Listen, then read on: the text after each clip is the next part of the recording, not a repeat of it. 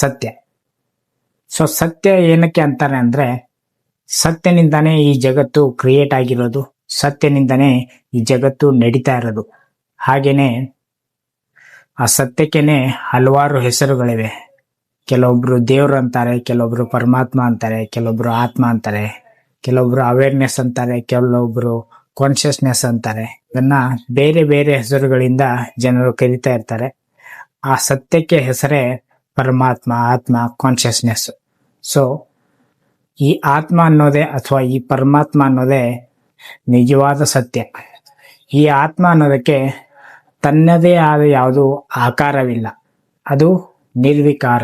ಅಂದ್ರೆ ತನ್ನದೇ ಆದ ಯಾವುದು ಫಾರ್ಮ್ ಹೊಂದಿಲ್ಲ. ಅದು ಯಾವುದೆಲ್ಲ ನೀವು ಫಾರ್ಮ್ ನೋಡ್ತಿರೋ ಅದು ಬರೀ ಜಗತ್ ಮಾತ್ರ ಆಗಿರುತ್ತೆ. ಅಂದ್ರೆ ಎಲ್ಲಿ ಆಕಾರ ಇರುತ್ತೋ ಅದು ಈ ಯೂನಿವರ್ಸ್ ಒಳಗಡೆ, ಟೈಮ್ ಅಂಡ್ ಸ್ಪೇಸ್ ಒಳಗಡೆ ಬರೋದು. ಯಾವುದು ಟೈಮ್ ಅಂಡ್ ಸ್ಪೇಸ್ ಒಳಗಡೆ ಬರುತ್ತೋ ಅದು ಜಗತ್ತು ಅಂತ ನಾವು ಪರಿಗಣಿಸುತ್ತೇವೆ.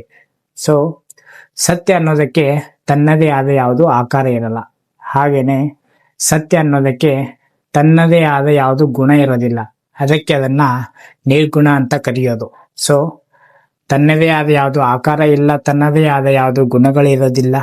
ಆದ್ರಿಂದ ಅದು ನಿರ್ಗುಣ ನಿರಾಕಾರ ಪರಬ್ರಹ್ಮ ಅಂತ ಅದನ್ನ ಕರೆಯೋದು.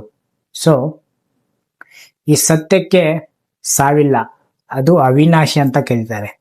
ಅವಿನಾಶಿ ಅಂದ್ರೆ ಯಾವುದು ನಾಶವಾಗುವುದಿಲ್ಲವೋ ಅದೇ ಅವಿನಾಶಿ. ಸೊ ಅವಿನಾಶಿ ಅಂದ್ರೆ ಅದು ಹುಟ್ಟೋದು ಇಲ್ಲ, ಸಾಯೋದು ಇಲ್ಲ.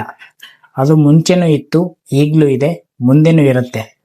ಅದಕ್ಕೆ ಯಾವುದು ಚೇಂಜು ಒಳಪಡಲ್ಲ. ಅದು ಯಾವುದು ಚೇಂಜಕ್ಕೆ, ಯಾವುದು ಪರಿವರ್ತನೆಗೆ ಅದು ಒಳಪಡಲ್ಲ. ಅದಕ್ಕೆ ತನ್ನದೇ ಆದ ಅಸ್ತಿತ್ವ ಇರುತ್ತದೆ. ಸೊ ಅದೇ ಈ ಸತ್ಯ. ಸತ್ಯ ಅಂದ್ರೆ ಪರಮಾತ್ಮ, ಪರಮಾತ್ಮ ಅಂದ್ರೆ ಆತ್ಮ, ಆತ್ಮ ಅಂದ್ರೆ ಪರಮಾತ್ಮ, ಪರಮಾತ್ಮ ಅಂದ್ರೆ ಸತ್ಯ. ಸೊ ಯಾವುದು ನಿಜವಾಗಿ ಸತ್ಯ ಇದೆಯೋ ಅದನ್ನ ನಾವು ಪರಮಾತ್ಮ, ಆತ್ಮ ಅಂತ ಪರಿಗಣಿಸ್ತೇವೆ. ಆ ಪರಮಾತ್ಮ ಮತ್ತು ಆತ್ಮ ಅನ್ನೋದು ಬೇರೆ ಯಾರು ಅಲ್ಲ, ಅದು ನೀವೇ.